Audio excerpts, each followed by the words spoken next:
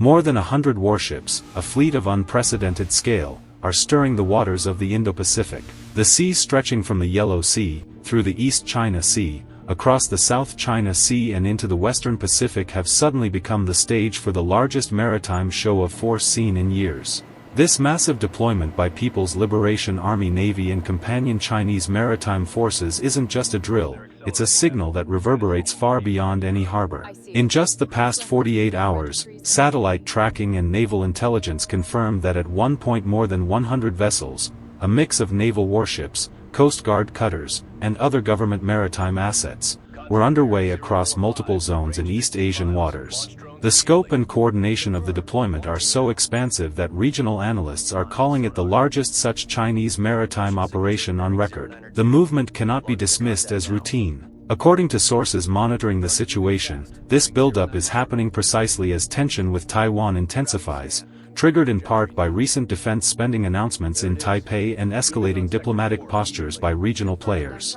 In parallel, military aircraft and warships have been engaging in mock attacks, air-sea denial drills and maneuvers suggestive of blockade scenarios, all underscoring the fact that this is more than a training exercise. From the shorelines of Fujian to the outer islands of the first island chain, coastal radar stations and maritime surveillance networks have gone on high alert. Intelligence centers in Taipei and allied capitals report that this mobilization has forced an extraordinary surge in reconnaissance, tracking, and defensive readiness, as if preparing for a moment of truth. For a self-ruled island dependent on maritime supply routes, the implication is stark: the waters could soon shift from routine navigation to a theater of coercion or worse. The deployment sends an unmistakable message from Beijing, a demonstration of reach, a threat of containment, and a show of resolve. But this is not happening in a vacuum.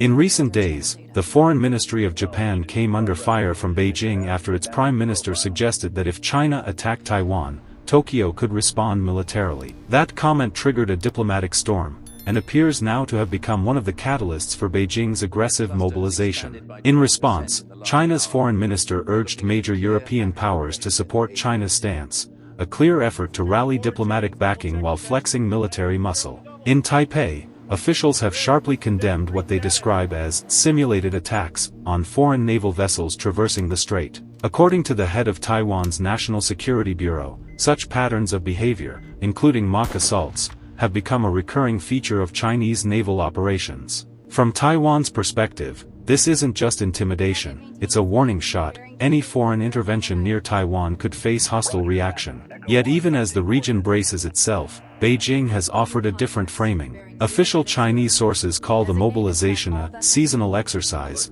insisting that the buildup is routine and defensive in nature. Even so, analysts caution that dismissing these moves as ordinary drills ignores both scale and timing, both of which coincide with a rare conjuncture of diplomatic friction and military posturing. On the open water, warships that only days ago were anchored or patrolling quietly now cut through the waves in groups, crossing submarine trenches, tracking shipping lanes, and forming possible blockade patterns. Radar networks and satellite imagery show coordination between Navy ships and Coast Guard cutters, the kind of layered deployment suited for enforcing sea denials rather than simple training. For the international community, this is a watershed moment. The territorial claims over Taiwan, the status of the Taiwan Strait, and the strategic balance in the Indo-Pacific all hang in the balance. The decision by Beijing to marshal such force, at scale, in secret, and without prior diplomatic declaration, suggests a recalibration of risk. As maritime traffic slows and regional capitals hold emergency security meetings, one thing becomes clear: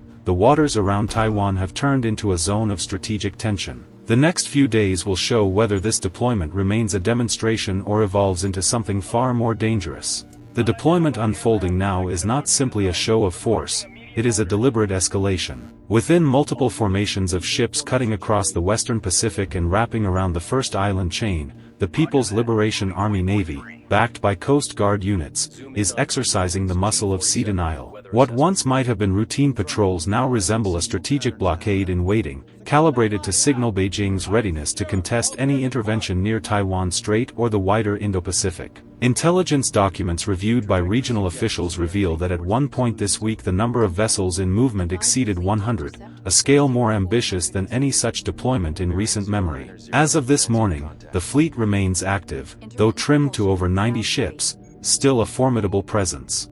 Analysts note that even the last December's large-scale deployment, which had sparked alerts in Taipei, pales compared to the current spread and coordination. Among the tasks being carried out under this veil of vague exercises are mock attacks on foreign vessels transiting near Taiwan, and coordinated air-sea denial drills aimed at thwarting potential external reinforcement. These operations are consistent with a pattern observed by Taiwan National Security Bureau. When foreign navies pass through the strait or nearby waters, they are often shadowed, and sometimes subjected to simulated threats, a form of persistent pressure, short of outright war, but defined by uncertainty and intimidation. From the vantage of capitals in Tokyo, Washington, Canberra and beyond, the timing of this display could not be more fraught. The recent diplomatic storm triggered by remarks from Sanai Takaichi, Japan's prime minister, who suggested that a Taiwanese contingency could warrant Japanese military intervention, appears to have lit the fuse.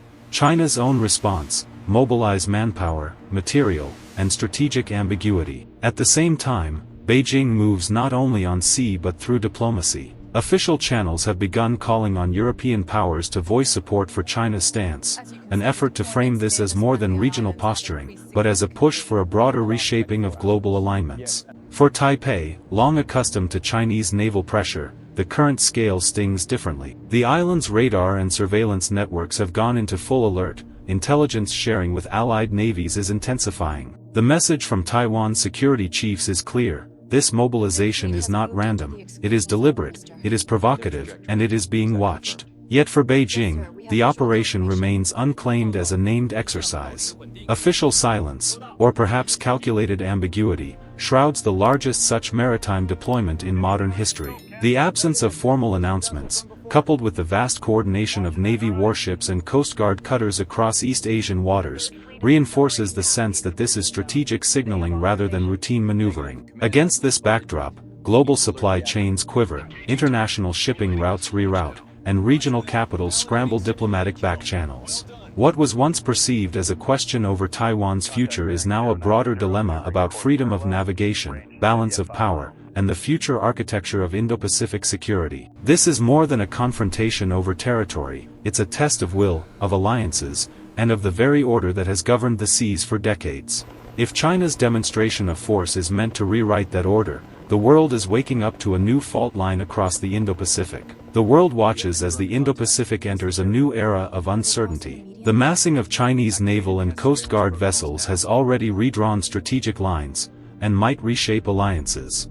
Outside capitals, from Washington to Canberra, Tokyo to New Delhi, are now forced to grapple with a simple, unsettling question: if this mobilization truly signals a new posture from Beijing, then what happens when the waters grow even more crowded, more dangerous? This fleet was never about goodwill. Analysts now say it may be the first phase of a layered strategy to assert control over key maritime routes, to challenge foreign navies' freedom of navigation, to encircle potential reinforcements approaching the Taiwan Strait, and to project power far beyond coastal waters. The integration of Navy warships with Coast Guard and paramilitary assets, all sailing in coordinated formations, suggests a doctrine that blurs the lines between wartime mobilization and routine patrol. Within Taiwan's military and intelligence community, there is a growing sense of alarm. The ability to track every movement, every grouping, every transit, means Taipei and its allies see each formation as a possible prelude to blockade, coercion, or worse. As one senior official warned publicly, China's sea denial drills are effectively wargame simulations against foreign intervention in the strait. The unprecedented scale of this deployment has rattled long-standing assumptions about what constituted normal naval behavior in the region. Yet, for Beijing, the move remains officially labeled as part of seasonal drills. That ambiguity, that refusal to declare intent, is itself a weapon. It forces every regional power to weigh risk differently. Should they treat this as normal military readiness, or prepare for escalation? The opacity creates uncertainty not only at sea but across diplomatic capitals and military HQs around the world. Cargo ships are altering course. Commercial shipping routes are being rerouted. Insurance rates on maritime trade through the East China Sea and South China Sea are spiking quietly. What once was predictable maritime traffic, goods, commerce, livelihoods, is now moving under the shadow of potential conflict. Economies that depend on free passage are bracing for ripple effects. The seas are no longer just ocean highways, they may soon be battlefronts. The legacy of this moment will depend on what happens next, whether this fleet disperses quietly after a show of power, or whether it forms the vanguard of a new regional order. For Taiwan, for its allies, and for the many nations watching, the question is far more than academic. It is existential. If you want more clear, fact-based reporting on events shaping the world, consider subscribing to the channel.